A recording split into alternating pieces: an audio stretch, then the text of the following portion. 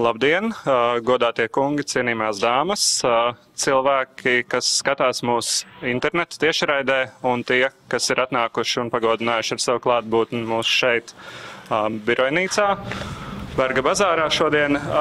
Šodien ir starptautiskā hepatīta diena, to atzīmē visā pasaulē, un Latvijā mēs kā tradīciju šo dienu atzīmējam jau gadus vairāk kā 10, un pēdējos 5 gadus mēs esam veidojuši kā tradīciju šo diskusiju, kurā kopā mēs aicinām tos cilvēkus, kas ikdienā veido veselības politiku, kas to ievieš, uzrauga, un arī tos cilvēkus, kas ārstus, mediķus, kas ar to saskarās beigās ārstēšanas procesā. Pirms mēs sākam diskusiju un pirms es iepazīstinu ar diskusijas dalībniekiem, īsumā es gribu pieteikt to, ka katram, kurš ir atnācis šeit, un arī tie, kas skatās tiešraidē vēl līdz 2:30 var pagūt, šeit pat dziļumā ir iespējams veikt bezmaksas ekspresa testu, pārbaudot C hepatītu, vai kādam no jums šī iespēja katram būtu jāizmanto. Mediķi saka, ka vismaz vienreiz mūžā tas ir jāizdara, un tad jāatkārto it kā reizi 5 gados, lai būtu drošība. Pievēršoties diskusijai, šodienas diskusiju veidosim ar ievadu, kurā nedaudz tēmu izstāstīšu es, Kristaps Kaugurs, C hepatīta pacientu apvienības pārstāvis. Es mēģināšu pavisam īsi raksturot to situāciju, kas ir šobrīd, tad vārdu es došu diskusijas dalībniekiem, Jurijam Pervoščikovu kungam, kurš pārstāvs slimību profilakses un kontrolas centru, Janai Feldmanas kundzei no Veselības ministrijas un Boktas kundzei no Nacionālā veselības dienesta. Un pašās beigās mēs aicināsim mediķus, Velgu Ķūsas kundzi un Ievu Tolmani izstāstīt arī savu skatījumu un savu ikdienu, kā šī jaunā sistēma ir mainījusi ārstēšanu, un pašās beigās mēs pievērsīsimies diskusijai.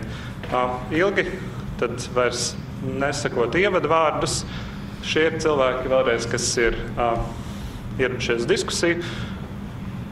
Ķeramies klāt.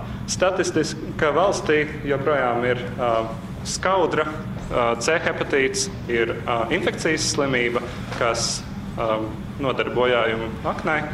Un tai progresējot, tās galas stadijā iestājas saknes ciroze, un no tā ir arī nāvējoša. Tā ir diezgan nopietna slimība, ne tikai dēļ tā, ka tā ir nopietna pasaulē. Pasaulē no šīs slimības mirst katru gadu tiek lēsts, ka apmēram 1,4 miljonu cilvēku. Tas ir vairāk nekā malārija un arī vēzis. Bet Latvijā arī šī ir pietiekami nopietna slimība. Tiek lēsts, ka Latvijā tas ir katrs 53. cilvēks, kurš ar to sirkst, būtu skarts. Tie ir 2% Latvijas iedzīvotāji, tas ir nedaudz vairāk cilvēku kā Ventspilī. No jauna katru gadu aizvien vairāk un vairāk cilvēku inficējās. Šogad, ņemot pusgada datus, ja tā tendence turpinās, tad iespējams, ka mums būs pa pēdējiem gadiem viens no retajiem gadījumiem, kad šis statistika varētu iet uz leju, bet arī ne par nozīmīgu statistisku skaitu, bet tas rāda, ka vismaz mēs strādājam pareizajā virzienā, bet tas arī parāda to, cik ļoti aktuāls ir šis jautājums, par kur mums būtu šodien jārunā. C hepatīta pacientu apvienība ir pēctecis C hepatīta biedrībai. Mēs savu aktivitāti sākām jau 2004. gadā, un tas augstākais mirklis ir 12. gadā, kad mēs lielu sabiedrības atbalstu savācām 13,600 parakstus, iesniedzām tos Saeimā, un kopš tā mirkļa ir sācies aktīvs darbs pie tā, lai šo situāciju ar C hepatīta slimniekiem mainītu. Ir bijis ļoti daudz sarežģītu līkloču, un jāsaka, ka mēs esam, ceru, ka daudz paveikuši, bet vēl tikpat daudz ir priekšā. Īsi pirms tam es gribu izmantot iespēju un izstāstīt tās lielākās pārmaiņas ir notikušas sākot ar 2016. gadu, jeb pagājušā gada sākumā, kad no jauna tika ieviests, varam uzreiz teikt paldies par labo dialogu bijušajam ministram Guntim Bilevičam. Mums izdevās uzsākt šo dialogu un liels prieks, ka arī šī brīža ministra un visas ministrijas kolēģi turpina šo grūto darbu. Tātad pagājušo gadu tika uzsāktas pirmās ārstēšanas ar jaunām terapijām. Līdz šim pacientiem bija liels līdzmaksājums, pacientiem bija veca terapija, kas bija 50% gadījumu neefektīva, pacientiem tā bija daudz garāka un tā bija ar lielām un smagām blaknēm. Kopš pagājušā gada ir uzsākts sākumā izmēģinājuma procesā ārstēt ar jaunām terapijām, kas ir par 3 reizēm īsākas. Šis ārstēšanas posms efektivitāte ir tuvu 100% un blakņu tikpat kā nav. Tas ir tas, kas tika ieviests iepriekšējā gadā. Vēl papildus lietas, kuras noteikti ir jāatzīmē, tika ieviests pacientu reģistrs, lai mēs beidzot sāktu saprast, cik tad mums ir šo cilvēku, kas varētu sirgt ar šo slimību, kāds ir viņa ārstēšanās process un rezultāts un cik tad ir vēl sagaidāmi jauni inficētie. Un bija vēl dažādas apņemšanās, ne visas no tām īstenojās. Šogad jāsaka, ka šī gada lielākie notikumi, par kuriem mēs gribētu runāt, ir 5. Manā skatījumā un biedrības skatījumā tad pirmām kārtām jāatzīmē to, ka Veselības ministrija, kā angliski saka, liek savu naudu tur, kur ir jūsu vārdi, jeb latviski varētu mēģināt izmantot parunu par to, kad darbi runā skaļāk par vārdiem. Veselības ministrija ir turpinājusi palielināt atbalstu C hepatīta ārstēšanai. Šogad tas ir sasniedzis 10,56 miljonus lielā mērā ar Eiropas komisijas atbalstu. Mēs ļoti ceram, arī nākamgad tas turpināsies. Vēlāk mēs noteikti pievērsīsimies šim jautājumam, vai arī nākamgad, kad ir plānošanas dokumentos redzams neliels kritums, jeb, muļķīgi teikt, neliels divkāršs kritums plānotajos finanšu līdzekļos, ja šobrīd tie ir 10,56 miljoni.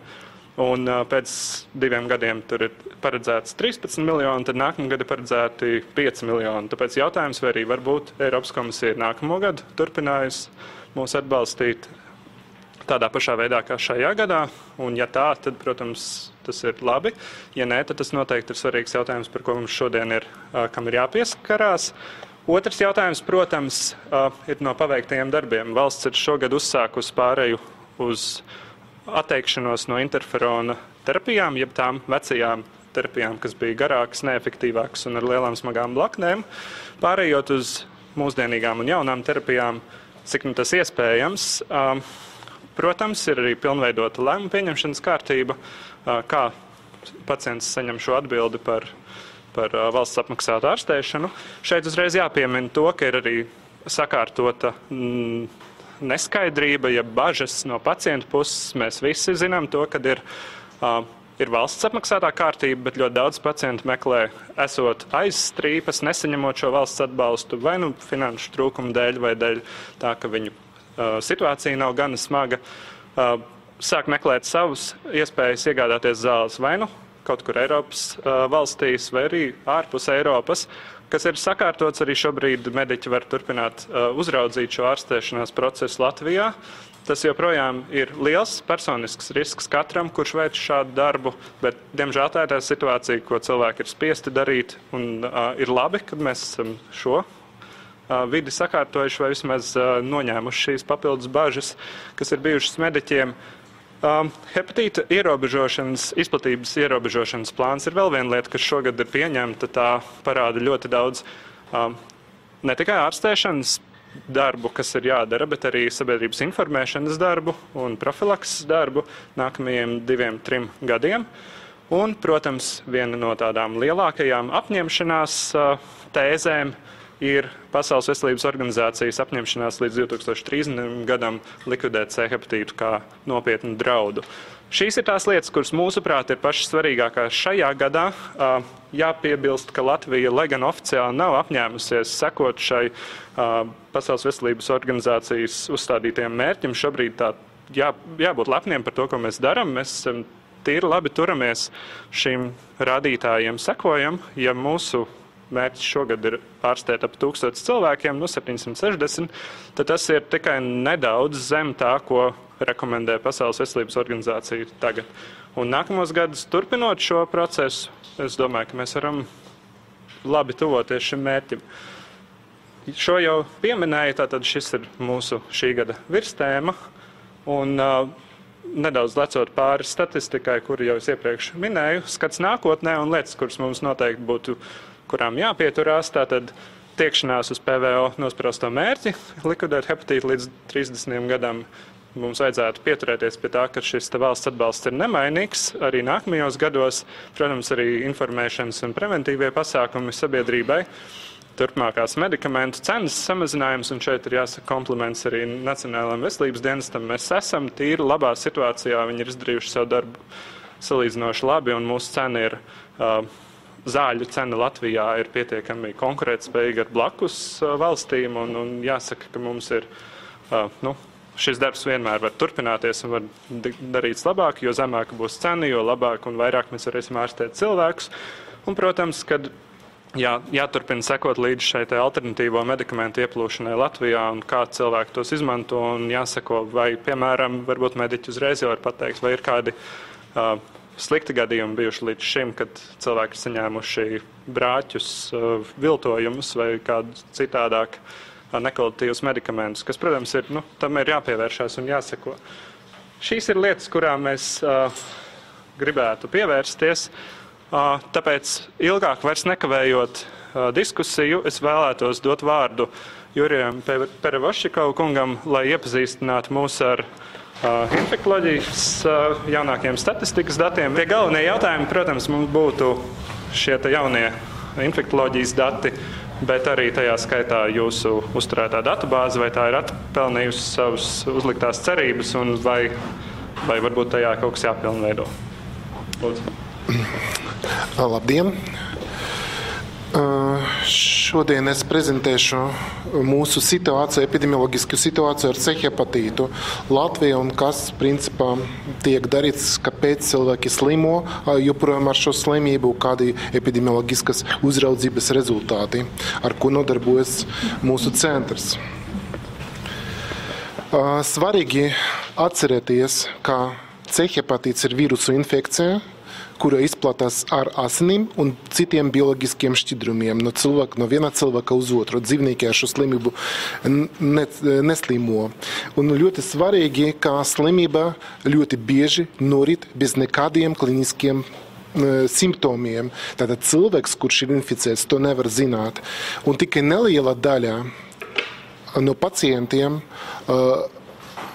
viņiem var konstatēt tipiskas hepatīta, tipiskus simptomus, un to saucam par akutu slimību. Bet epidemiologiem šis informācija būtu ļoti svarīga, kaut gan šo cilvēku nav daudz, kuri akuti saslimā ar šo slimību. Šiem pacientiem var veikt rūpīgi aptaujāt, saņemt informāciju par to, kādi tie bija riska faktori inkubācijas laikā. Un inkubācijas laiks maksimālais 180 dienas. Par šo periodu cilvēki jau apmēram var atcerēties, ko viņi darījuši un kur viņi bijuši. Tad ir aptaujas lapa, un atbildot uz šiem jautājumiem, mēs varam atrast riska faktorus daudz priecīgāk, nekā aptaujēt pacientus, kuri nezin, kad viņi inficējas. Varbūt bērnība, varbūt pirms 10 gadiem, pirms 30 gadiem, un varbūt tie riska faktori varbūt nemaz jau vairs nav aktuāli. Un vēl ir problēma, protams, ir saistīta ar to, ka kaut gan slimība norit bez simptomiem, cilvēki to nepamanā, pakāpeniski attīstās hroniskā patoloģija un tie hroniski aknu bojājumi, kuri ir galvenais vēža iemesls. Līdz 80% aknu vēžu gadījuma pasaulē ir saistīti ar to, ka cilvēkiem ir vai B vai C hepatīts hronisks. Tātad riska grupas ir zināmas, un parasti Eiropā ir tie inicējuma narkotika lietotāji un arī ar medicīnu saistītie pakalpojumi, kas bija arī Latvijā līdz 95. gadam, kad donorus vēl nepārbaudīja uz C hepatītu. Tas nozīmē, ka šie pacienti, kuriem kādreiz ļoti sen bija asins pārliešana, tomēr viņu vajadzētu pārbaudīties, jo toreiz līdz 95. gadam pārbaudes nebija. Tagad ir šis ceļš faktiski nav aktuāls. Bērni, kuri dzimuši mātēm inficētiem ar C hepatīta vīrusu, šie gadījumi atsevišķi sastopas, bet arī mēs varam atzīt, ka joprojām ir tie, kas bieži maina dzimumu partnerus, un turklāt, ja pacients ir inficēts ar kādu citu seksuālo transmisīvu slimību, tas nozīmē, ka šiem pacientiem ir lielāks risks arī inficēties ar C hepatītu. Varētu būt arī transmisijas ceļš, kad cilvēks saņem skaistuma kopšanas pakalpojumus, it sevišķi nedrošas vietas, it sevišķi, ja pakalpojumu sniedz kāda pazīstama persona, sava dzīves vieta, un mums šādi gadījumi dažreiz nonāk, bet attiecībā uz oficiālām skaistuma kopšanas pakalpojumu vietām ir veicama kontrole, un šis jautājums ir regulējams normatīvajos aktos. Bieži saņem ārstniecības procedūras, diemžēl joprojām katru gadu mēs redzam atsevišķus gadījumus, kuri ir saistīti ar veselības aprūpes pakalpojumu sniegšanu, it sevišķi, ja cilvēkiem bija ilgstoša ārstēšana dažādu stacionārus ar operācijām, un šāda ārstēšana dažreiz turpinās vairākus mēnešus. Medicīnas darbinieki arī pie riska grupas, it sevišķi, ja netiek ievēroti piesardzības pasākumi, vienmēr ir cilvēcisks faktors, kad medicīnas darbinieks var nepamanīt un kaut ko izdarīt nepareizi pie masveida procedūru veikšanas. Akuts hepatīts ir redzams diagrāma, ko mēs pārdzīvojam ļoti lielu epidēmiju. 2000. gadā šis gadījumu skaits ir sasniedzis 297 gadus, pēc tam konsekventi saslimstība samazinājusies no gada uz gada, un pašreiz, ko mēs redzam attiecībā uz akutu hepatītu, tā kā ir kaut kādas svārstības apmēram 70 saslimšanas gadījumi gadā, neliels pieaugums ir novērots pēdējos gados, bet viņš nav tik sevišķi izteikts. Bet vienmēr vajadzētu atcerēties, ka tā ir faktiski tikai kaut kāda relatīvi maza daļa no visiem pacientiem, kuri inficējas pašreiz arī ar šo infekciju. C hepatīts, hronisks C hepatīts, tātad šī diagrāmā liecina par to, vai mums parādās kaut kādi jauni faktori, kuri varētu liecināt par to, ka darbojas kaut kas tāds, kas var izraisīt epidēmiju. Toreiz šī epidēmija bija saistīta ar narkotiku lietošanu, un pašreiz kaut kādi jaunie tādi intensīvi faktori neparādās, un saslimstība ir stabila. Bet ko mēs varam teikt par to slaidu, kur mēs redzam akuts hronisks C hepatīts no gada uz gadu pieaug? Pirmam kārtam tas visvairāk ir saistīts ar to, ka mēs daudz runājam par šo problēmu, medicīnas darbinieki brīdināti, iedzīvotāji brīdināti un arvien vairāk vēršas pēc medicīniskas palīdzības, ja ir kaut kādas šaubas un nāk uz pārbaudi. Jo vairāk mēs pārbaudām, jo vairāk mēs arī atradīsim par to, par kopēju inficētību es pateikšu vēlāk. Ja ir nepieciešama statistika, te ir daudz labāk ir atspoguļota diezgan konkrēti, ka vidēji akuts hepatīts 5 gadu laika 59 gadījumi un 64 gadījumi bija pagājušā gada. Hronis, tātad svārstības nav tik lielas, un mēs redzam, ka cik intensīvi pieauga hronisku C hepatīta gadījumu atklāšana. Atklāšana tieši pateicoties tam, ka daudz ir ieguldīts darbā, lai cilvēki būtu informēti un izmeklēti. Un šogad situācija arī līdzīga. Neliels pieaugums novērots ar akutu C hepatītu, diezgan tāds neliels, bet un konsekventi turpinās jaunu pacientu, kuri hroniski inficēti ar šo infekciju atklāšanā. Un šis skaitlis ir pietiekami daudz lielāks nekā ir vidēji. Tātad tie procesi, tā izmeklēšana, iedzīvotāja izmeklēšana turpinās. Kur tie riski ir vislielākie. Mēs redzam, ka gan akuts, gan hronisks hepatīts attiecību parēķinot saslimšanas gadījumu skaitu uz iedzīvotāju skaitu, tomēr lielāks ir Rīgas reģionā, Latgales reģionā, un arī ar akutiem gadījumiem ir tas pats. Un redzam, ka gandrīz ka visus reģionus cilvēki atsaucas un seko informāciju un intensīvāk pārbaudīti uz C hepatīta vīrusu. Par ko varētu liecināt šīs slaids ar tiem akutiem saslimšanas gadījumiem, kuri dažādos gados, tie ir 5 gadu laika, stabiņi, it kā šai vecuma grupai es neredzu kaut kādas īpašas tendences, bet mēs redzam, ka personas ar 50-59 gadi, redzam, ka no gada uz gada ir tāda diezgan stabila tendence pieaugumam. Tam mēs atkal atradīsim drusiņu vēlāk izskaidrumu. Atkal tie akutie gadījumi, kad mēs varam zināt, aptaujot šo pacientu, vai viņi lietoja narkotikas diez vai viņi lietoja skaistums kopšanas pakalpojumus šajā vecumā arī diez vai. Mēs redzam, ka tomēr šajā vecumā grupa varētu būt aktuāli, jo ārstniecības pakalpojumu saņemšana.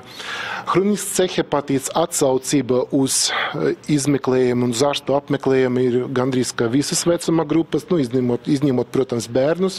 To pieaugumu mēs redzam, visas pieaugušā vecuma grupas, tās ir atbalstāms, jo neviena vecuma grupa nav garantēta, neviens cilvēks nekāda vecuma nav garantēts, ka viņš nav inficēts, ja viņam kādreiz bija tie riska faktori. Mēs pāanalizējam arī datus, kā hepatīts, C hepatīts dinamika pēc dzimumiem attīstās.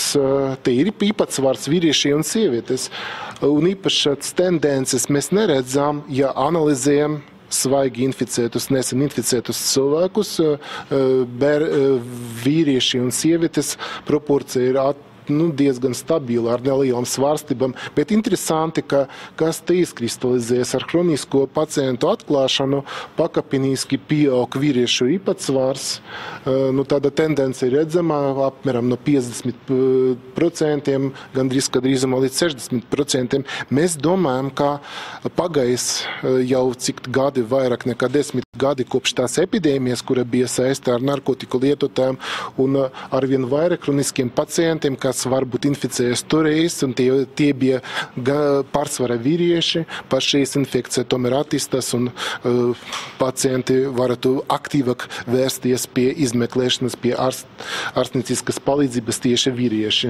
Tad tas ir visticamāk ir saistīts ar to 2000. gadu epidēmiju.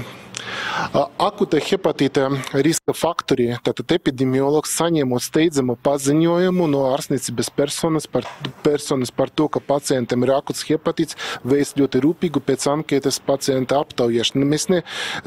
Nav tā, ka pacients pats kaut ko atbild, vienkārši viņam uzdot konkrētus jautājumus, vai bija tas un tā, un mēģina panākt tādu labu kontaktu ar pacientu. Un te ir riska faktori, kurus mēs ar pacientu aptaujāšanu dabujam, izskatās, viņi ir diezgan atšķirīgi vecuma grupas un pēc dzimumiem, bet kopumā narkotiku lietošana ir 20% gadījumos, ārstniecības pakalpojumu izmantošana ir 25%, un tie cipari krietni pieaug, protams, dabiski pacientiem tāda pusmūža vecuma un senioriem, un dzimumu kontakti atzīmēti 21%, vertikāla transmisija nav tik būtiska, un cits faktors, kurš nav zināms, diemžēl ir 33% gadījumus, cilvēki noteikti kaut kur viens no šiem variantiem, viņi var vai negrib par to stāstīt, vai vienkārši kaut ko neatcerās. C hepatīta prevalence Eiropā ir vidēja, salīdzinājumā ar to, kas notiek, teiksim, Āfrikā vai salīdzinājumā ar valsts. Tieši Latvija vidējā mums ir apmēram 2%, par to bija pētījums, labs, tūlīt parādīšu, un šeit ir oficiālie dati, ko sniedz Eiropas slimību profilakses un kontroles centrs, savācot informāciju atbilstoša algoritmu un standarta no visam Eiropas Savienības valstīm. To, ka mēs redzam, Latvija šeit ir līderos, bet šis jau vērtējams ar ļoti lielu piesardzību. Tas vienkārši liecina ne tikai par to, ka, protams, saslimstība ir pietiekami augsta, bet tas liecina arī par to, ka epidemioloģiska uzraudzība mums ir augsta līmenī, jo vairākas valstis vienkārši šī slimība nav pakļauta ziņošanai, vai hroniskā slimība, vai akuta slimība, un līdz ar to tie dati, ka es vēlreiz gribu uzsvert, interpretējami ar piesardzību, bet problēma ir redzama. Un pētījums, kas bija veica infektoloģijas centrs, bija diezgan izcils un raksturoja diezgan labi situāciju, kas notiek, ka 2,4% Latvijas iedzīvotāju kādreiz bija sastopušies ar C hepatīta vīrusu un uz pārbaudes uz pētījuma laiku 1,7% bija inficēti.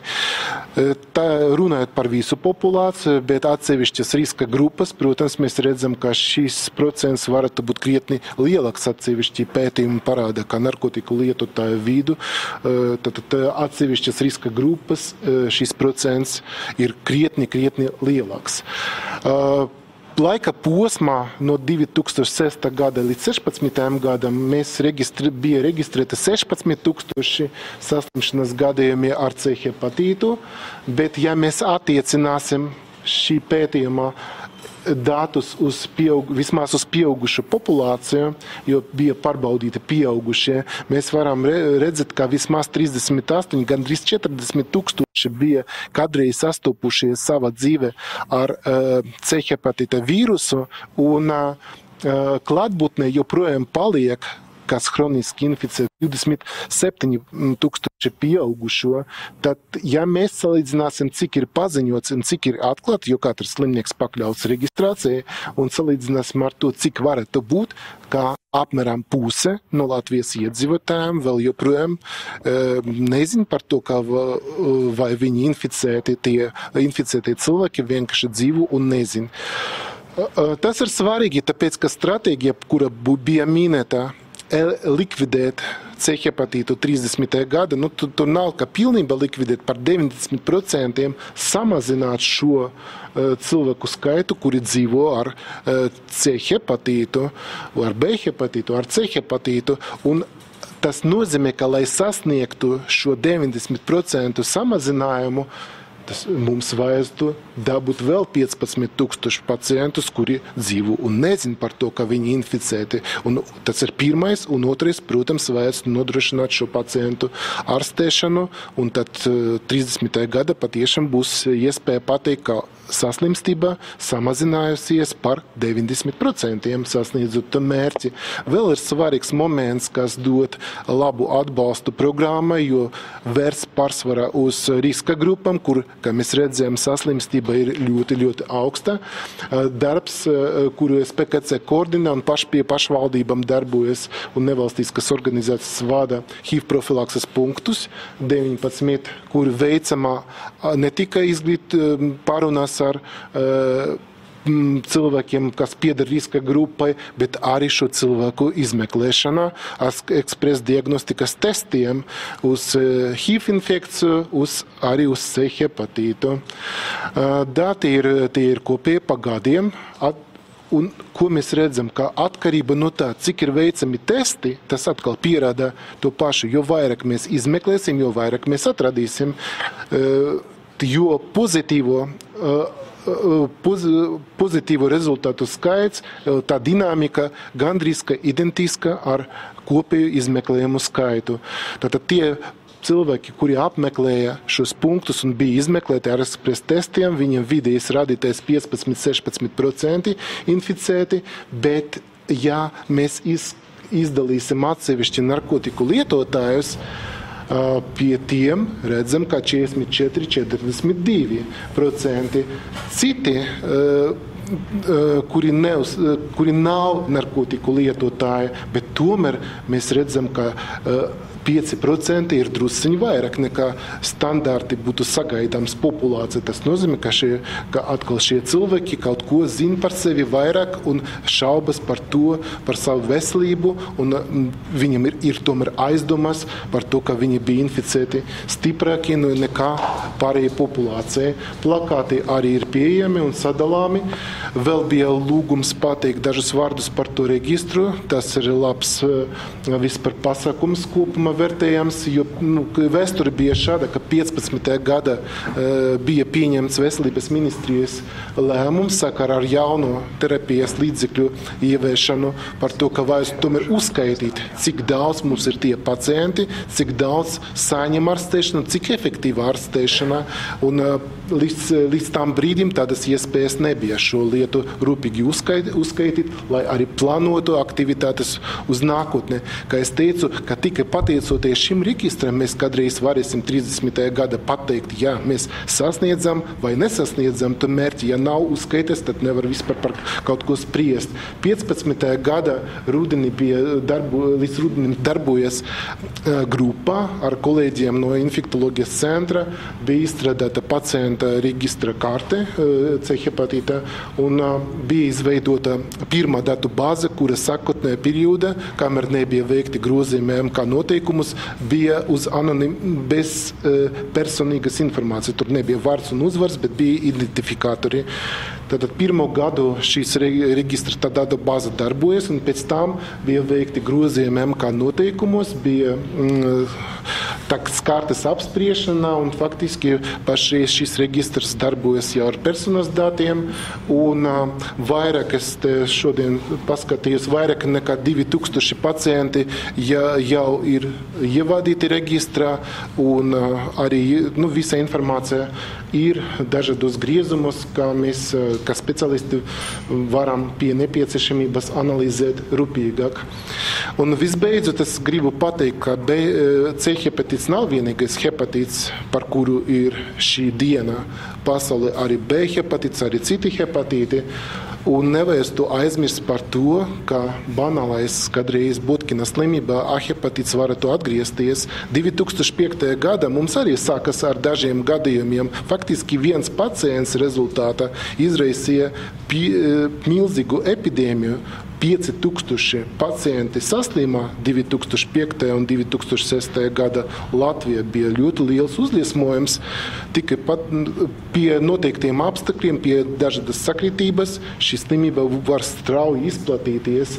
Ko mēs redzam šogad? Vairākas Eiropas valstis raksta par neparastu uzliesmojumu. Latvija nav izolēta.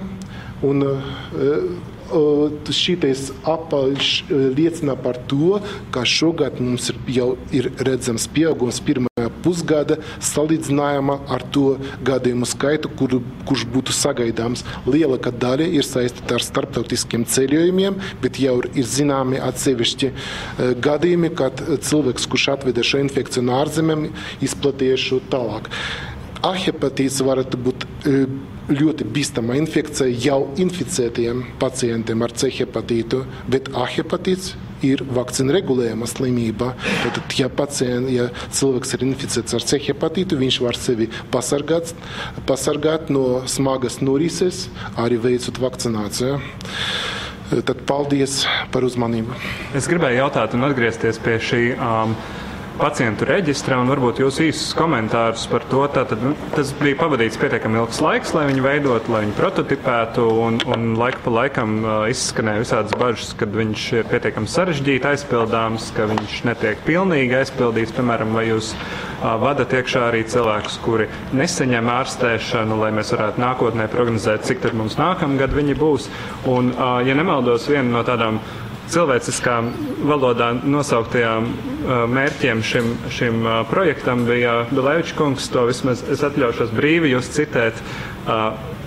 Šis reģistra mērķis ir nodrošināt, lai mēs varam maksāt par veselo izārstēto cilvēku. Vai mēs esam kaut kā mēģinājuši skaitīt to?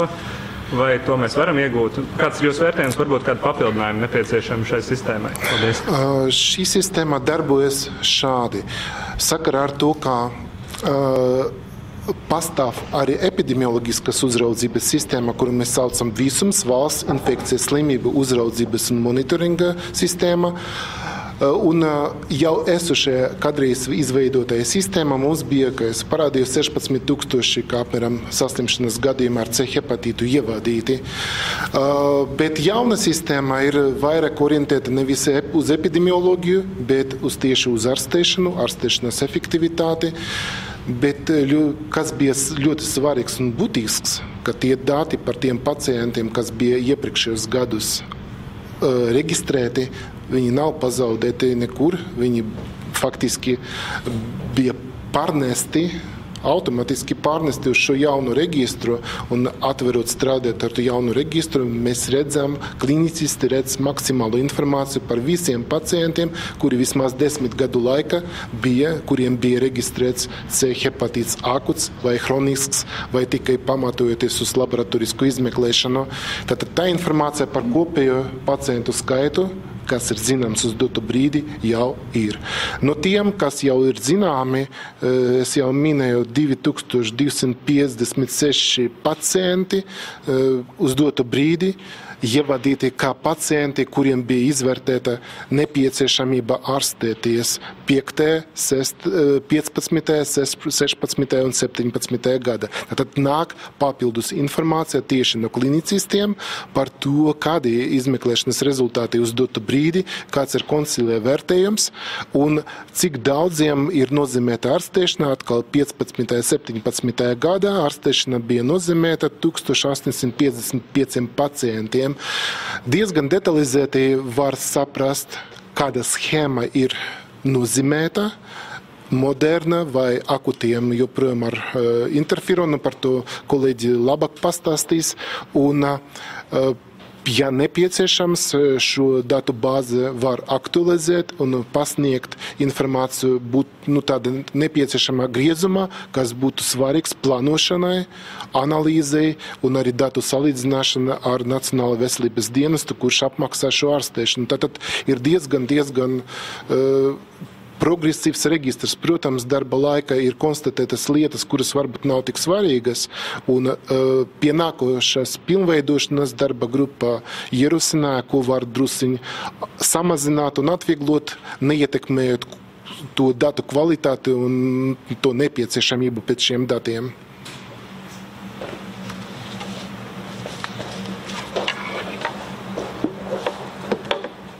Jā, liels paldies par ļoti detalizēto ieskatu. Mums ir vēl divas un daudz īsākas prezentācijas, un es lūkšu jums paturēt atmiņā tos jautājumus, kuri jums, es ceru, ka ir, un tad viņus uzdot pēc tam, jo es ceru, ka pārējie kolēģi arī pievērsīsies šeit izskanējušiem jautājumiem un arī kaut ko vairāk tur nokomentēs. Kā nākamo es gribēju aicināt Veselības ministrijas pārstāvi ar prezentāciju, un es saprotu, ka arī NVD kopā ar jums tātad izteiks komentārus.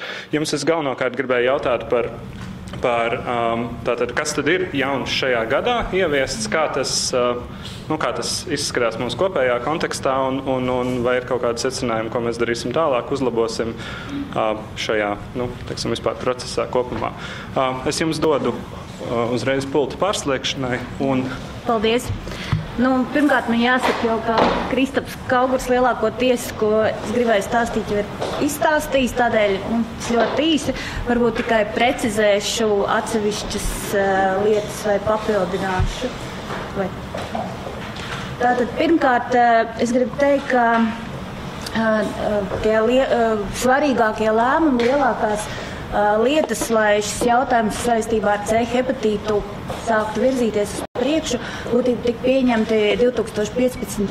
gadā, jau kā tika minēts gan par šo C hepatīta veidošanu, gan arī tas, ka šis jautājums tika aktualizēts augstākajā līmenī un tika pieņemts lēmums un pamatots, ka ir nepieciešams mainīt šo pieeju C hepatīta ārstēšanai, gan nodrošinot 100% kompensāciju C hepatīta pacientiem un arī ieviešot šos jaunākas paudzes ārstēšanas līdzekļus, tieši balstoties uz šo ārstēšanas efektivitāti. Tieši arī šie lēmumi tika pieņemti balstoties uz to, cik ārstēšana ir efektīva, cik ilga un kvalitatīva. Un balstoties uz to, kas tika izdarīts 2015. gadā, tad tiešām 2016. gadā notika lielas izmaiņas. Un, ja iepriekš C hepatīta ārstēšanai no valsts budžeta tika tērēta apmēram 2 miljoni, tad no 16. gada šī summa ir ievērojami pieaugusi. Un šobrīd arī jau 2016. gadā šī ir vēl ievērojamāka summa. Un tātad arī ir pieejama ārstēšana šiem tiešās darbības pretvīrusu līdzekļiem. Un mazliet pasteidzoties priekšmanai prezentācijai, tad, protams, ka mēs arī vēlamies un esam plānojuši, lai šī iespēja saņemt ārstēšanu pacientiem nesamazinātos un lai pēc iespējas lielāks skaits C hepatīta pacienti saņemtu ārstēšanu, lai mēs arī pēc iespējas tuvoto šiem Pasaules veselības organizācijas noteiktajiem mērķiem. Tādēļ jau iepriekš pieminētajā HIV izplatības un hepatīta un seksuāli transmisīvo slimību ierobežošanas plānā mēs esam iezīmējuši summas, kas būtu nepieciešamas C hepatīta ārstēšanai.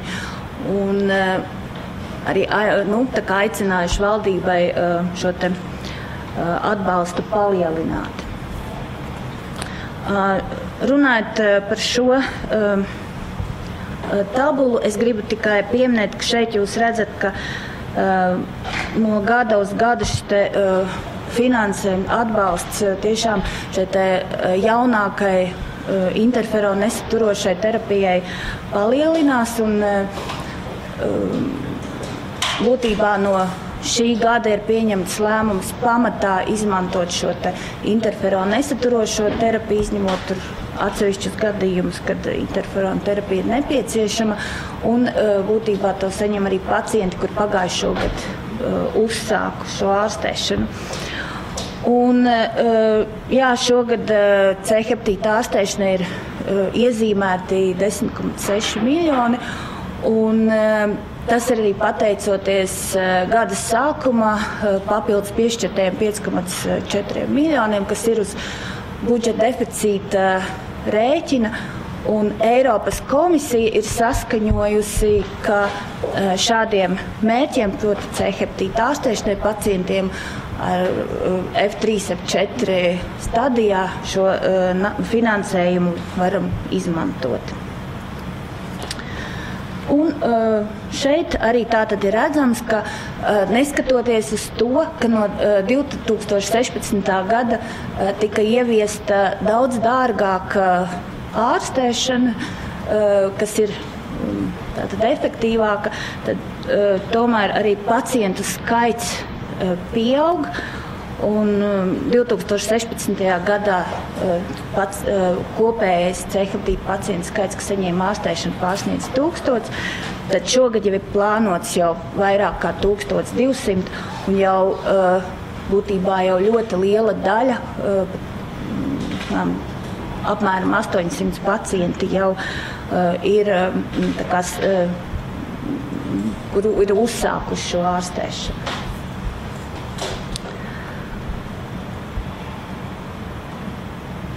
Tā, runājot par šo C hepatīta pacientu reģistru,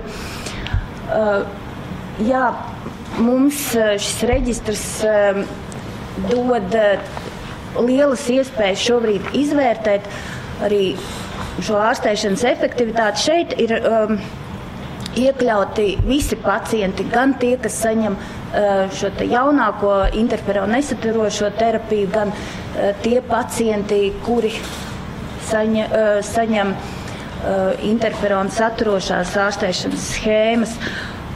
Un, ja līdz 2016. gadam mēs runājam par 60% pacientu, kuri tika atbrīvoti no C hepatīta vīrusa, un bija ļoti liels skaits pacientu, kuri atteicās no ārstēšanas gan komplikāciju dēļ, gan arī tādēļ, ka nevarēja nodrošināt šo līdzmaksājumu.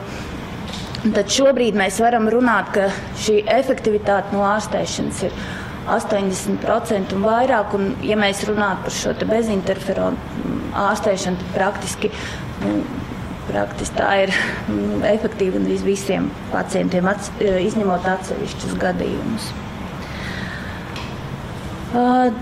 Tad man tika lūgts mazliet pastāstīt par šo jauno politikas plānošanas dokumentu. Tātad dokuments skar vēl par šī te plānošanu.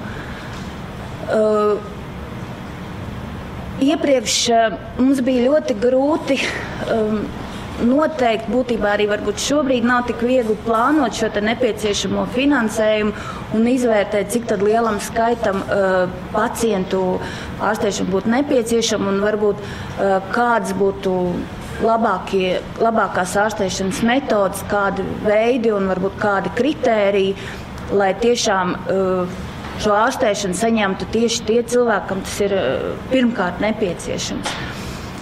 Un no pagājušā gada Veselības ministrija izveidoja ekspertu grupu, iesaistot speciālistus, kas tieši strādā ar šiem C hepatīta pacientiem un vislabāk zina šo situāciju un arī zina šos pacientu plūsmas un zina to pacientu apjomu, kam tas būtu nepieciešams. Un lielā mērā lēmumi par šo te nepieciešamo finansējumu, par kritērijiem un arī varbūt par ārstēšanas schēmām tiek balstīts uz šo speciālistu darba grupas rekomendācijām. Un tātad arī, jau kā es minēju, tad šī speciālas darba grupa pagājušo gadu rekomendēja atteikties no šīm interferonu saturošajām schēmām, un arī tas tika ņemts vērā. Protams, kad arī balstamies uz šo C hepatīta pacientu reģistra datiem, jau kā tika jau minēts, tad no reģistra redzams, cik pacienti ir apmeklējuši ārstu, ir redzams šīs pacientu skaits pēc slimības gaitas un cik tad pacienti gaida ārstēšanu. Un, protams, kad arī dati par izlietoto finansējumu ir nozīmīgi lēmumu pieņemšana. Tagad par šo te politikas plānošanas dokumentu.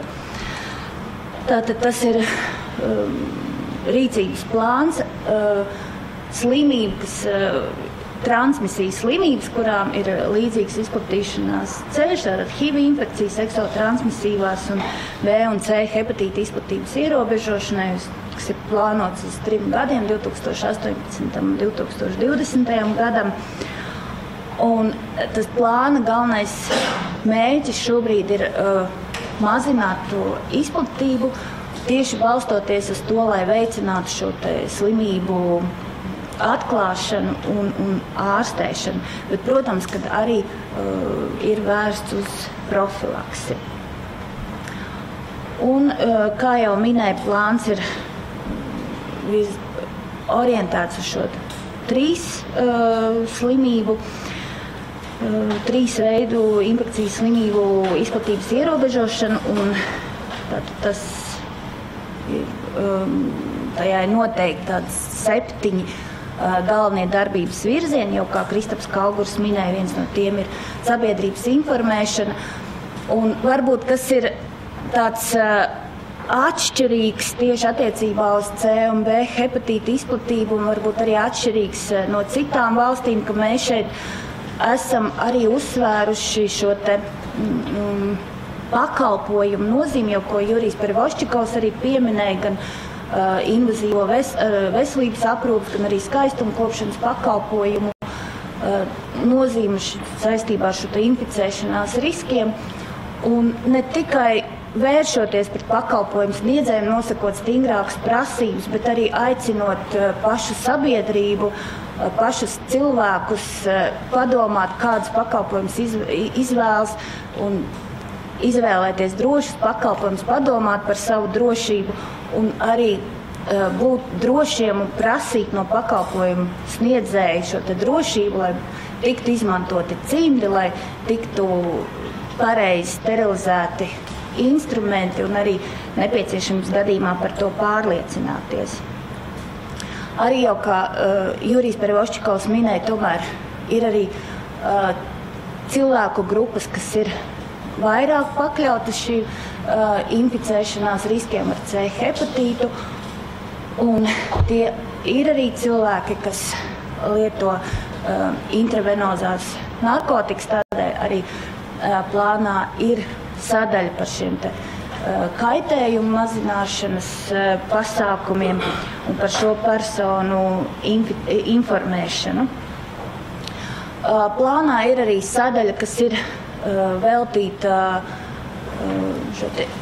izplatības mazināšanai ieslodzījuma vietās, jo tas nav noslēpums, ka šie cilvēki, atbrīvojoties no ieslodzījuma vietas, tāpat kļūst par sabiedrības locekļiem, un arī ir svarīgi, lai šie cilvēki būtu veseli, bet tāpat laikā, kā rāda citu valstu pieredze, tad arī ieslodzījuma vietās ir diezgan augsts šis reinficēšanās risks, jo šī slimība vienreiz pārslimots, tas nepasargā uz visu mūžu, pastāv atkārtots inficēšanās risks, līdz ar to ir ļoti svarīgi arī domāt šajās vietās, lai pēc iespējas mazinātu šos inficēšanās riskus. Ir atsevišķa sadaļa, kas tieši veltīta, protams, C hepatīta diagnostikai un ārstēšanai, un šeit ir arī tas mans iepriekš rādītais pieprasītais finansējums, lai nodrošinātu pēc iespējas lielākam skaitam cilvēku ārstēšanu, un arī pasākumi, kas saistīti ar šo te C hepatīta pacientu reģistra, teiksim, tādu stiprināšanu un pilnveidošanu, lai šis reģistrs dotu pēc iespējas objektīvāku un kvalitatīvāku informāciju plānošanai.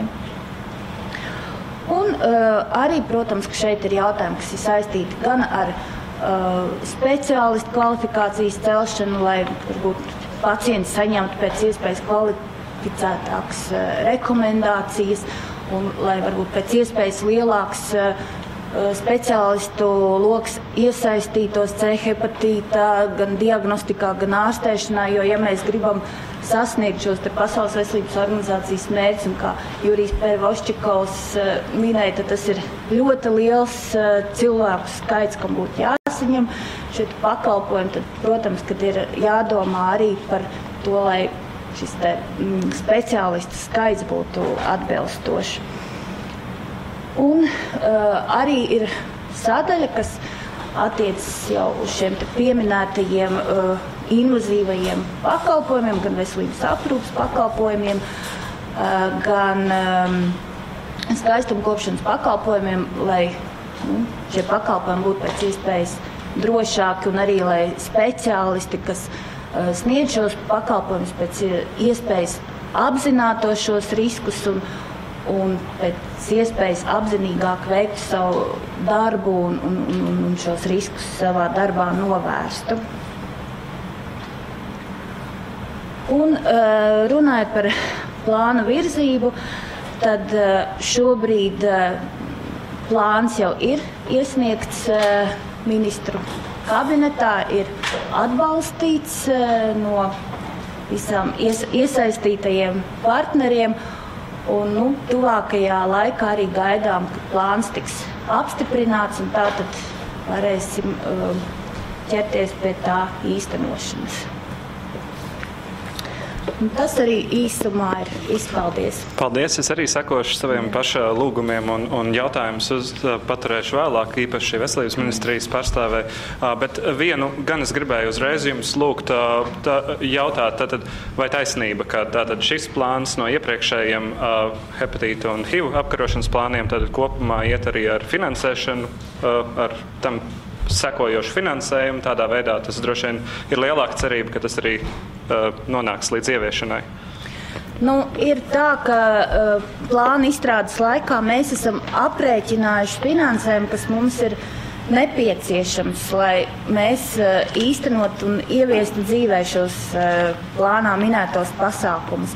Bet tālāk jau tas ir valdības ministru kabineta lēmums, cik lielā mērā tas finansējums tiks piešķirts.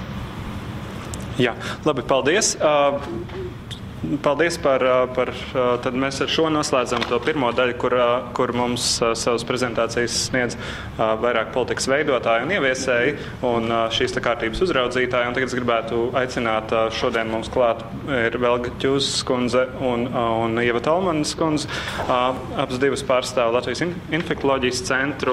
Un droši vien, ka tagad mēs varētu apskatīties uz šo no tās puses, kur cilvēki strādā ar to sistēmu ikdienā, un tad mēs varam redzēt, varbūt mediķi var pateikt, vai tas viss ir tik labi un vai ir kaut kādas lietas, kas mums būtu pilnveidojamas, jo šī ir tā vieta, kad mēs varam nospraust darbus nākamajam gadam, un varbūt mēs varam kā iesaistīties, lai līdzētu. Lielas paldies, un es dodu vārdu jums.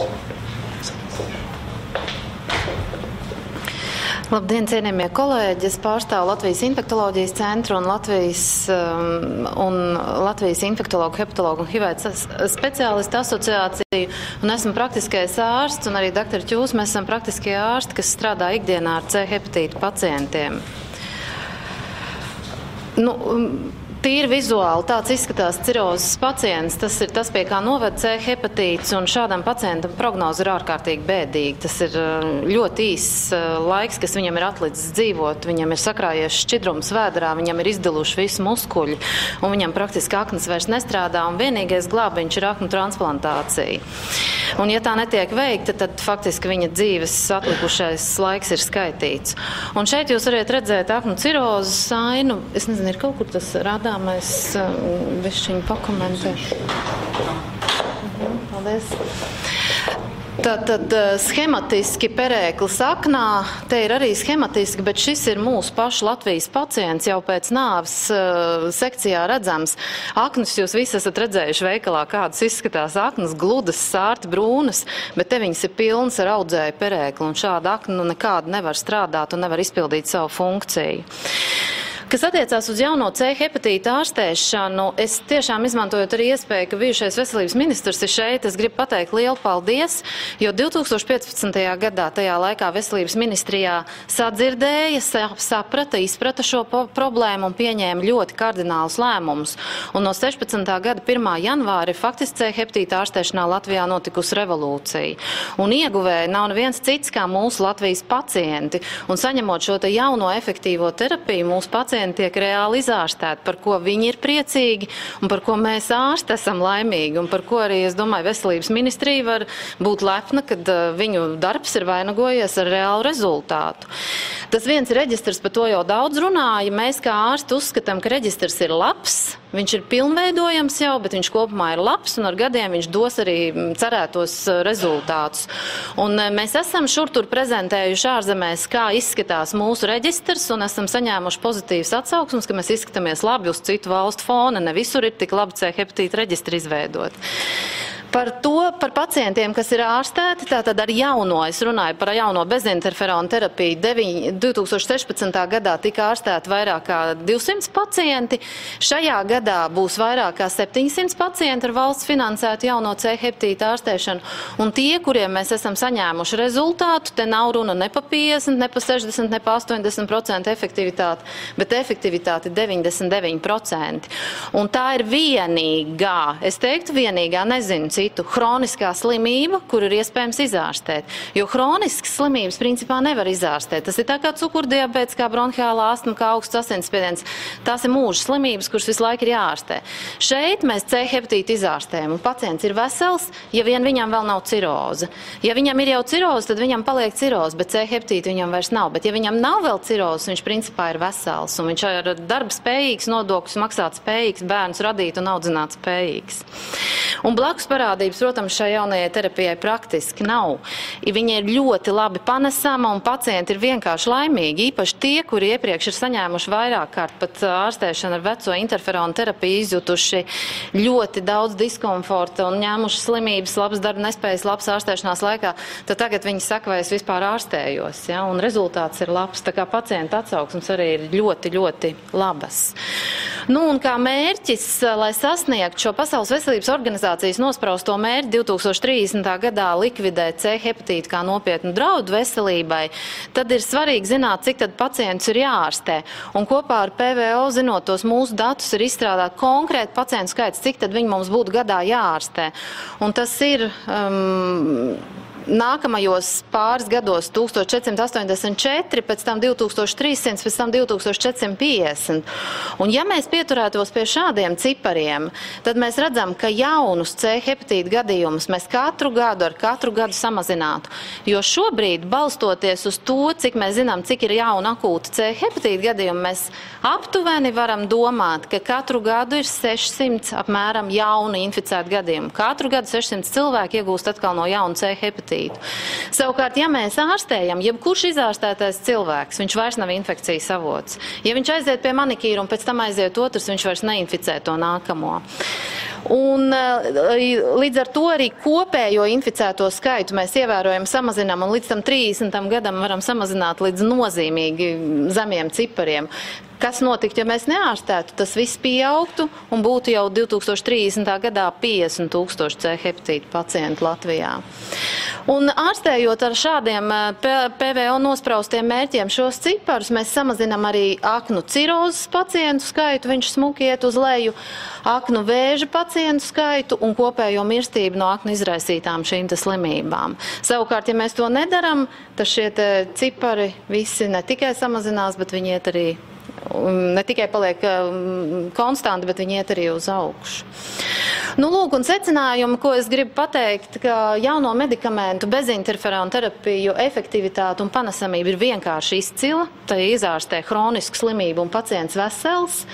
Ārstēto pacientu skaits mums šobrīd, mēs esam ļoti labā situācijā. Mēs varam ārstēt pacientus un mēs ārstējam pietiekami labi. Mums varbūt drusku pietrūks līdz PVO nospraustiem mērķiem, bet nākotnē, protams, mums tas pacientu skaits ir jāpalielina. Un līdz ar to Latvijā ir iespēja izskaust C hepatītu. Vienīgais, kas mani mulsināja, šis cipars, kas ir ielikts šajā konceptuālajā ziņojumā, bet es gan redzēju, ka jūsu prezentācijā bija vienalga, ka nākamā gadā tas finansējums ir paredzēts lielāks. Jo, protams, ka ar 460 pacientiem, ja nākamgad, kas ir ielikts konceptuālajā ziņojumā, tās ir divas dažādas. Tā kā, ja mums nākamā gadā tiešām paliek tas līmenis, kāds viņš ir šajā gadā te kaut kur pa vidu, tas ir tas, ko mēs šogad ārstējam, kas būtu mērķis, bet ja mēs kaut kur pa vidu esam un plus mums vēl ir daļa pacienti, kas piepērk pa savu naudu medikamentus, tad mēs ļoti labi tuvojamies tam Pasaules veselības organizācijas nospraustam mērķim, un līdz ar to tas nozīmē, ka mums ir iespēja izskaust C hepatītu Latvijā. Paldies par uzmanību. Es varbūt ātrumā gribēju izmantot tad iespēju, ja jūs vēl neiet prom, tad es gribēju jautāt vēl vienu lietu, ko mediķiem jājautā. Pacienti meklē savus iespējas iegādāties zāles, jūs arī droši vien turpināt uzraudzīt viņus, vai ir bijuši kaut kādi gadījumi, kuros to var komentēt, vai tas ir pozitīvi, negatīvi, cik liels risks tam varētu būt, tāpēc varbūt arī jūs varat to...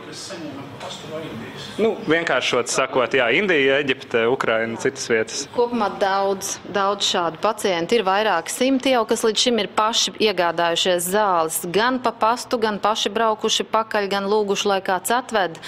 Jāsaka, mēs nopietnas blaknes no šiem Indijas preparātiem neesam redzējuši. Efektivitāte mums arī viena studenta apkopoja datus, viņam nav 99%, ir ap 95-96%, kas tāpat ir ļoti laba. Protams, ka pa pastu vienmēr vienmēr ir risks, un ja redz, kad ir tirgus, tad ražotāji aktivizējās, un tas risks varētu būt, ka pa pastu var saņemt jebko. Bet tajos gadījumos, kad viņi paši brauc un Indijā nopērk aptiekā zāles, nu tur it kā nekam vispār nevajadzētu būt. Jā, mēs viņus ievedam reģistrā. Ar konkrētu medikamentu, ko mēs viņus ievedam, lai būtu šī uzraudzībā, mums būtu informācija, kas... Un mēs arī viņiem paši aktīvi nerekomendējam, pat cik tās nav Latvijā reģistrētas zāles, bet ja viņi paši nonāk pie mums kā pie mediķiem, mēs, protams, viņus uzraugam, pārbaudam, analizējam, nosakam, vai viņi ir izārstējušies vai ne, un dodam rekomendācijas. Paldies, es atbildu uz šo jautājumu. Tad ar to arī noslēdzam prezentāciju daļu, un šis ir tas brīdis, kad es noteikti uzdošu jautājumus, bet lūdzu, ja jums ir kāds jautājums radies, izmantojiet iespēju, dodiet man kādu ziņu, es jums došu mikrofonu, tāpēc, lai to jautājumu varētu dzirdēt arī mūsu tiešraidē cilvēki, kas skatās, un izmantosim iespēju un uzdosim jautājumus. Bet šo diskusiju sākt es gribētu ar jautājumu vairāk veselības ministrijai, iespējams arī Nacionālais veselības dienests var palīdzēt. Jūs runājāt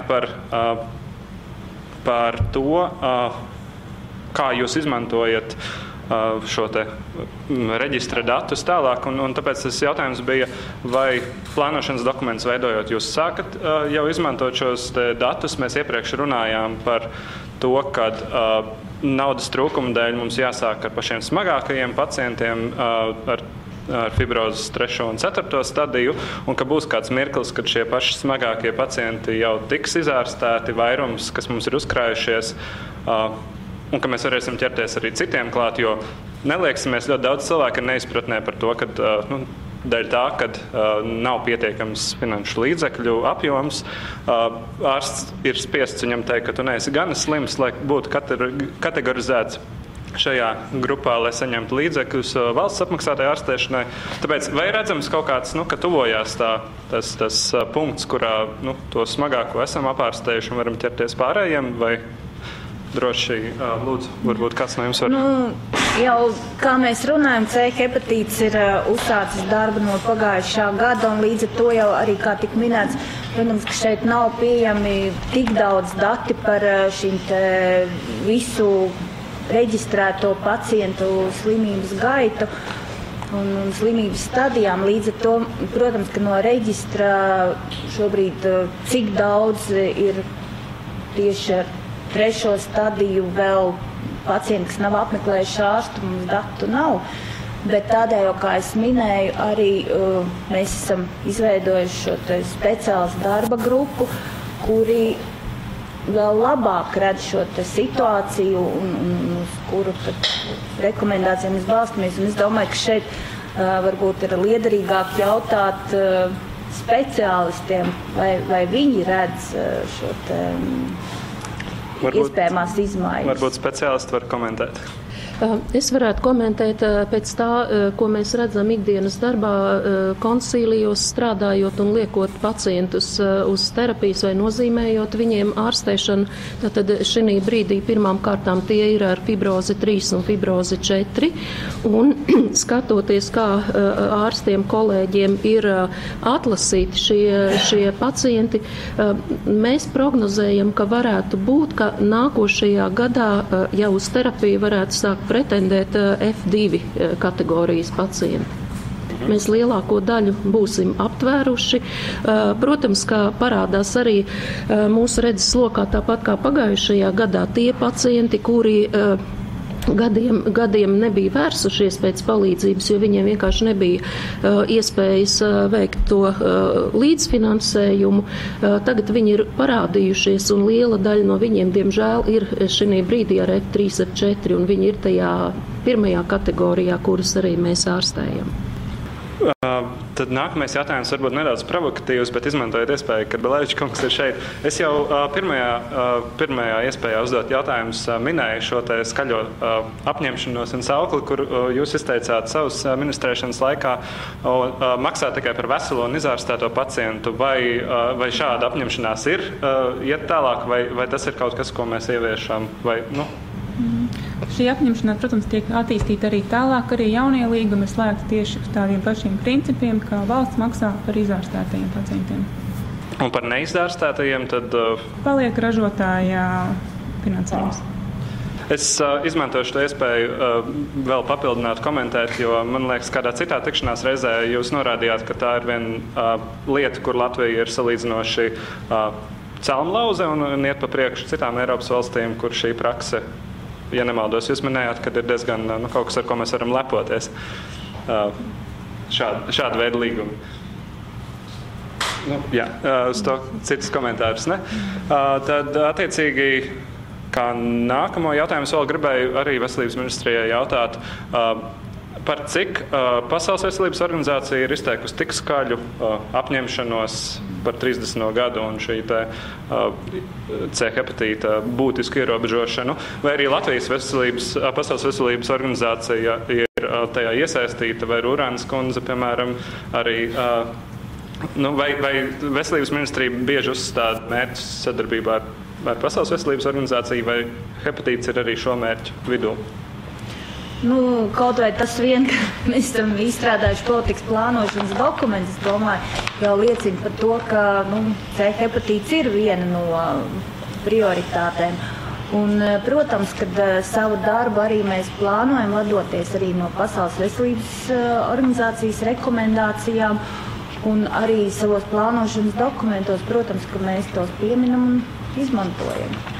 Tā skaitā arī, protams, kad mums ir sadarbība arī ar Rūrānas kundzi. Droši vien, ka viens no jautājumiem, jūs jau tam pieskārāties par izlietoto finanšu līdzekļu skaitu, bet tad pareizi mēs sapratām, ka vēl joprojām kādi 30% šajā aptuveni 30% bija tas, ko jūs rādījāt, vēl līdzekļi ir, un vēl pacienti varēs saņemt arī turpmāk ārstēšanos šajā gadā. Jā, jo šis arī ir viens būtisks uzlabojums kopš pagājušā gada. Es atgādināšu, ka pagājušo gadu šādā diskusijā mēs secinājām šo sūro situāciju, ka diemžēl visi līdzekļi ir iztērēti, kas vien droši vien, kad rāda, kad mēs jau plānojam efektīvāk. Vai ir kādi citi jautājumi no zāles? Kādam no dalībniekiem, es lūkšu jūs izmantot. Man ļoti viens īsts jautājums šobrīd. Sakiet, lūdzu, vai pacientu reģistrētajā skaitā līdz gada beigām izārstēt 702 vai cik pacienti būs iekšā arī tie, kas izārstējās paši, sagādājot medikamentu no Indijas, ja tie ir tikai tie, kas būs uz valsts rēķina? Nē. Tad īstenībā izārstēt to būs vēl vairāk. Jā. Tas ir ļoti svarīgi to pat. Citi jautājumi? Vēl kādam atsevišķiem? Jā. Anastasija Griškova no Subotas, Janai Feldmanai. Ārsta konsilijas lēmumu par medikamentu piešķiršanu pieņem 4 mēnešus laikā. Un smagie slimie pacienti gaidā un process progresē. Vispār, kāpēc tas notiek tik ilgi, lai pārceltu rindu uz nākamo gadu? Es domāju, ka tas ir jautājums doktorei Ķūsei, jo mēs neregulējam konsiliju darbu. Es varu pastāstīt, kā notiek konsilija. Konsilija notiek Latvijas infektoloģijas centrā, tad vēl viena paralēla struktūra ir Gaļazara slimnīcā un Paula Stradiņa klīniskajā universitātes slimnīcā, kur arī kolēģi konsultē šos hroniskos C hepatīta pacientus, bet, protams, ka lielākā pacientu sadaļa ir tieši Latvijas infektoloģijas centrā, kas ir arī pirmā iestāde, kur šādi pacienti vispār tika reģistrēti un ārstēti. Un tātad hepatologu konsilija, tātad tie ir ārsti speciālisti, infektologi, hepatologi, kuri pulcējās 2 līdz 3 reizes mēnesī, un katrs ārstējošais ārsts ar savu pacientu medicīnisko dokumentāciju ierodās uz konsiliju, un mēs izvērtējam visus kritērijus, lai gan jāsaka, ārstējošie ārsti paši jau ir pacientus atlasījuši atbilstoši kritērijiem, bet konsilijā mēs vēl izvērtējam to, vai pacients lieto papildus kaut kādus medikamentus, kā jaunie medikamenti ir savietojami ar hroniskā C hepatīta terapiju, un tad nozīmējam konkrētos medikamentus. Konsilijas slēdziens tiek sagatavots katram konkrētam pacientam, un šo konsilijas slēdzienu mēs aizsūtam uz Nacionālo veselības dienestu, dienestu, un pēc tam mēs no Nacionālā veselības dienesta gan pacients konkrētais, gan arī ārstniecības persona saņem vēstuli, kurā ir nozīmētā terapija vai nu akceptēta vai neakceptēta. Jāsaka, ka visi konsīlija slēdzieni tiek akceptēti, jo viņi ir kvalitatīvi un atbilstoši medicīniskajām indikācijām. Un tad mēs apzinām, informējam, lai gan arī pacients pats, par cik viņš saņem vēstuli, viņš arī zvana, un mēs viņu aicinām uz mūsu centru un uzsākam ārstēšanu. Es gan gribētu teikt, ka Nacionālais veselības dienests neskata 4 mēnešus šos konsīlija lēmumus. Pamatā tas ir mēnesis vai varbūt kādu nedēļu vairāk.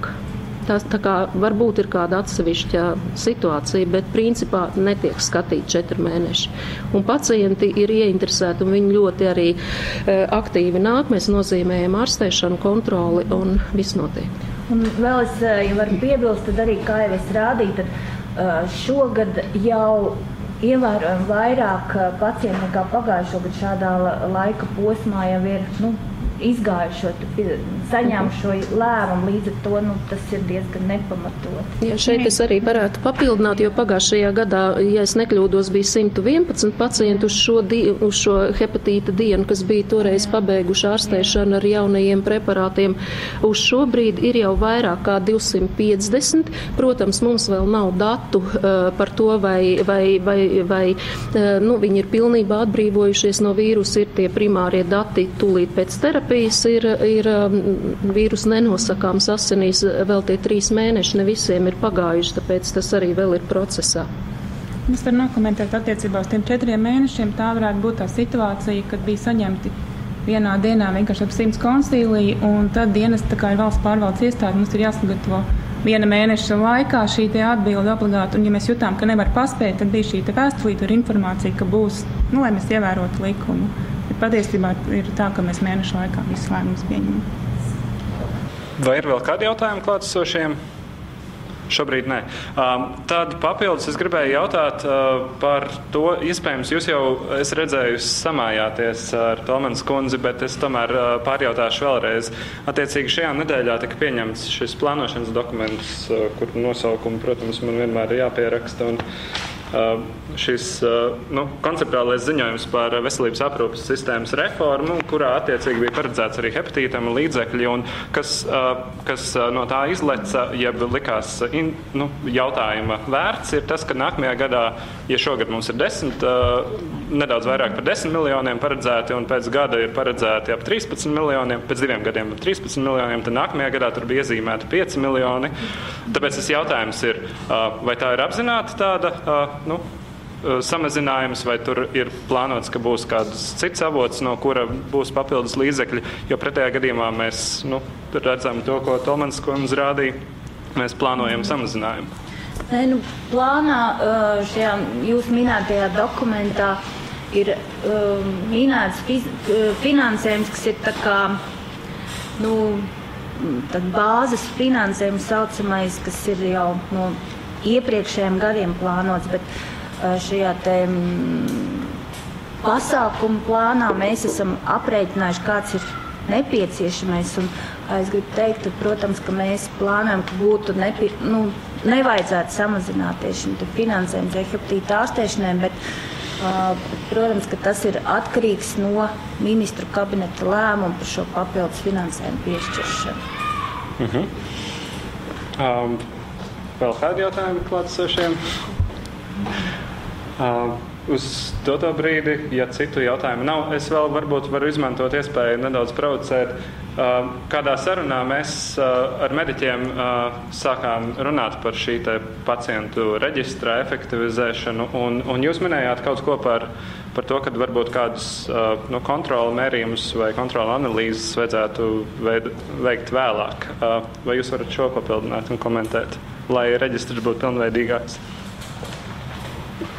Jā, bet es domāju, ka tas varbūt nav tik svarīgi pat sabiedrībā. Tās tādas medicīniskas nianses, kad mēs kontrolējam analīzes un kad nē, bet pats svarīgākais, protams, kad mēs nosakām, vai cilvēks ir atbrīvojies no C hepatīta vīrusu, tas ir 12 nedēļas pēc terapijas pabeigšanas. Tas ir, ja mēs kontrolējam pirms tam, tad viņš tur var parādīties, kaut kas var ne, bet tas vēl nav galīgais slēdziens. Pats svarīgākais ir 12 nedēļas pēc terapijas pabeigšanas, un tas arī tas, ka tajā brīdī mēs reģistrā ievedam, ka viņš ir atbrīvots no vīrusa, un tad mēs zinām, ka cilvēks ir vesels. Bet tās ir tādas nianses, kas vairāk mums. Jā, un lūdzu, ir vēl viens jautājums. Jā, es klausījos translāciju braucot mašīnā, bet paspēju. Jautājums, nezinu, kas varēs atbildēt, bet kādi kontrolas pasākumi tiek veikti no valsts institūcijām, tiem pašiem zobārstiem, manikīriem, kas normatīvos aktos ir mainījies pēdējā gada laikā. Jo es, piemēram, pamanu, ka beidzot man nogrāja ir zobārsts, pie kuras var aiziet. Viņš man noliek priekšā instruments, kas ir hermētiski noslēgti. Indikators ir melnā krāsā, tātad visi tie instrumenti ir nosterilizēti pirms manis. Pirms kaut kāda laika tā nebija, un bija tikai viens kantoris, ko es zināju, kur pēc katra pacienta sterilizēja B-tipa autoklāvā leņķa galus turbīnas, kā es tur sauc, nezinu. Tāds jautājums. Vai kāds var atbildēt? Jā, komentēt par šo zobārstiem, tad jau no pagājušā gada ir stājušās spēkā jaunas prasības ārstniecības iestādēm par pretepidemiskā režīma nodrošināšanu iestādē, kas ir tieši vērst uz to, lai mazinātu ar veselības aprūpi saistīto infekciju slimību, tā skaitā arī C hepatīta samazināšanu, un šajos noteikumos ir noteiktas gan daudz detalizētākas prasības instrumentu apstrādē, sterilizācijai, arī varbūt atsevišķas jaunas prasības, arī speciālistu kvalifikācijai un tam līdzīgi arī šo te vispār pasākumu plānošanai iestādē. Līdz ar to, protams, ka šī situācija ārstniecības iestādēs uzlabojas. Tāpat arī šis dokuments paredz to, ka iestādēs ir jādomā par šo pretepidēmisko pasākumu plānošanu, un slimību profilakses kontroles centrs ir izstrādājis tādu kā paraugu plānu, pēc kā vadīties, pēc kādiem kritērijiem un tā tālāk, kam pievērst uzmanību šos pasākumus plānojot. Un runājot par zobārstiem, tad arī vēl saskaņā ar šiem noteikumiem no nākamā gada stāsies spēkā vēl stingrākas prasības tieši zobārstu instrumentu apstrādē. Bet tajā pat laikā arī šobrīd mēs strādājam pie tā, lai noteikti arī detalizētas prasības arī instrumentu apstrādēji skaistumkopšanas pakalpojumu sniedzējiem, manikīru, pedikīru un tam līdzīgiem pakalpojumiem. Tā. Vēl kāds jautājums no zāles? Jums? Droši. Man nebūs jautājums, man būs, ja drīkst, es pateikšu dažus teikumus, kas šodien nav izskanējuši un noteikti ir pieminēšanas vērti hepatīta dienas sakarā. Šomēnes 5. jūlijā Eiropas parlaments pieņēma speciālu rezolūciju par C hepatītu, HIV un AIDS un tuberkulozes ierobežošanu. Un šajā rezolūcijā ir teikts, ka Eiropas parlaments aicina Eiropas komisiju un Eiropas padomi vērsties ar stingriem politiskiem mēriem pret Austrumu Eiropas valstīm. Tātad tajā skaitā Latvija, mēs tur obligāti esam, un Vidusāzijas valstīm, kuras neizveidos šo slimību apkarošanas plānus, mums tagad plāns drīz būs, un neparādīs, ka ir atvēlēts ilgspējīgs finansiāls nodrošinājums. Mums pašiem pa savu naudu būs jātiek galā. Šajā rezolūcijā Eiropas parlaments saka, ka tiek atļauts vai tiek skaidri un gaiši pateikts vismaz, ka Eiropas dalību valstis šo slimību apkarošanai drīkst izmantot Eiropas struktūru fondu līdzekļus, Manuprāt, tā nekad agrāk nav bijis, ka varētu medikamentus apmaksāt no Eiropas struktūra fondiem. Ja ir bijis, tad kolēģi palabos, bet vērā ņemas pasākums. Mūsu valstī tā situācija, ka nākamajam plānošanas periodam, tātad viņš jau faktiski ir iesācies, visa Eiropas nauda, struktūra fondu nauda sadalīta, visi, manuprāt, ministra kabineta noteikumi pieņemti, tur vairāk nekādas naudas nav. Attiecībā par to mums šobrīd 3 gadus, tātad tekošajā gadā, nākamgad un aiznākamgad, mēs varam veikt reformas veselības jomā uz budžeta deficīta palielinājumu rēķina.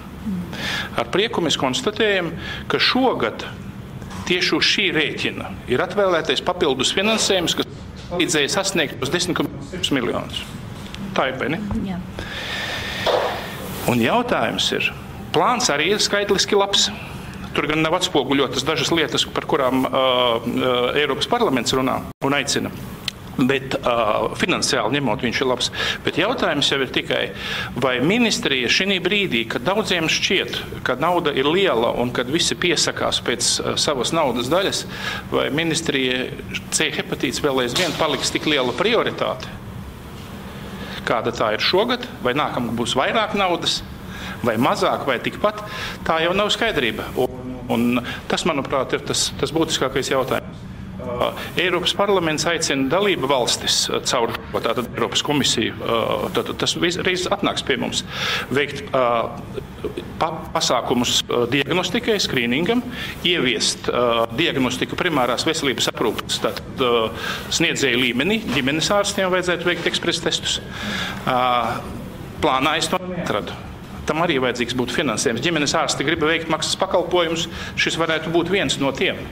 Un ir skaidrs, ka jo vairāk mēs biežāk diagnosticēsim, jo vairāk būs pirmreizēji atklāti pacientu, un jo vairāk būtu nepieciešama nauda, kuru mēs šobrīd vēl varam uz budžeta deficīta rēķina atvēlēt, bet sākot no 2021. Gada, mums tādas iespējas pat nebūs, tad mēs būsim tikai uz pašu savu budžetu. Vai es pateicu apmēram pareizi, Feldmanis kundze?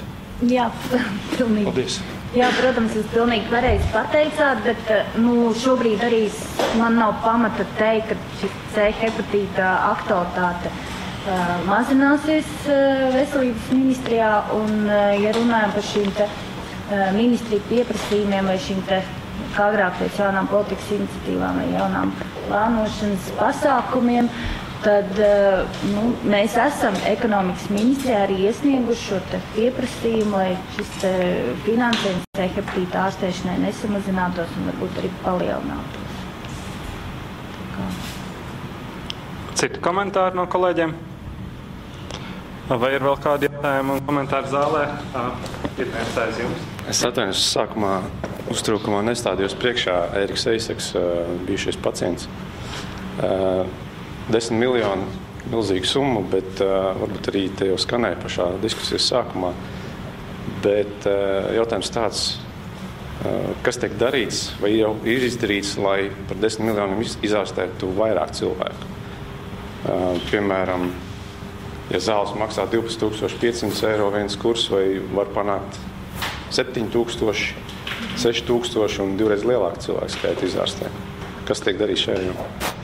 Izmantojot iespēju un papildinot šo jautājumu, es tieši tāpat gribēju uzdot jautājumu, respektīvi citā diskusijā par dārgo medikamentu pieejamību. Mēs diskutējām par to, kādi vēl varētu būt rīki, lai samazinātu medikamentu cenu. Tātad viens ir skaidrs, mums ir jāinformē cilvēku, otrs mums vajag viņus ārstēt. Tātad droši vien vai dot vairāk naudu vai samazināt cenu. Vai ir domāts, kā palielināt konkurenci, kā izmantot citus rīkus, lai šo cenu samazinātu? Varbūt jūs varat arī to iezīmēt. Protams, mēs regulāri strādājam pie tā, lai šīs cenas būtu zemākas. Arī pirmā pusgadā cena bija augstāka nekā panācām ar jauno līgumu, neliels cenas samazinājums. Un arī šobrīd ministrija kopā ar dienestu un zāļu aģentūru strādā pie tā, lai mēs iegūtu pēc iespējas labāku cenu. Bet kamēr nav rezultāti, mēs vēl par to nerunājam. Bet, protams, pie tā tiek strādāts.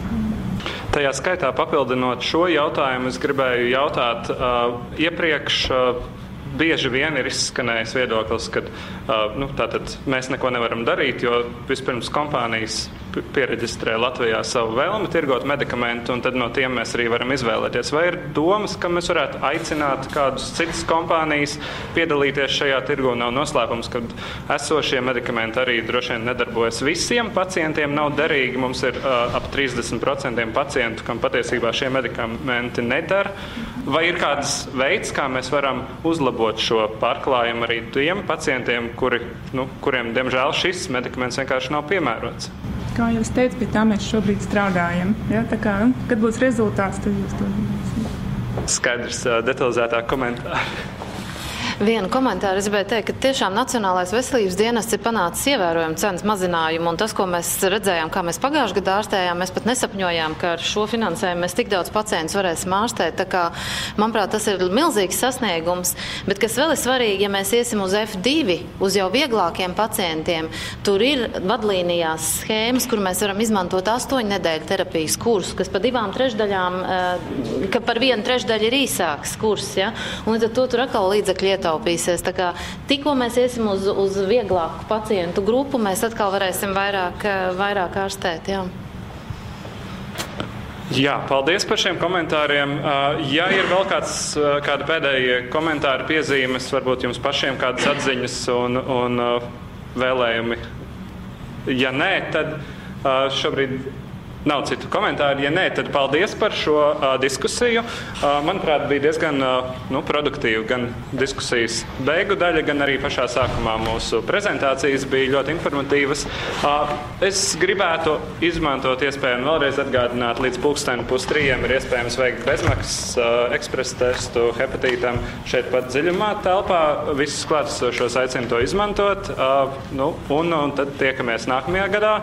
Un, protams, kad mēs hepatīta pacientu apvienība apņemamies ļoti cītīgi strādāt pie tā, lai šīs apņemšanās tiktu pildītas un lai tās darbs nekad nebeigtos pie šīs sistēmas pilnveides. Paldies visiem klātesošajiem, paldies par šo diskusiju.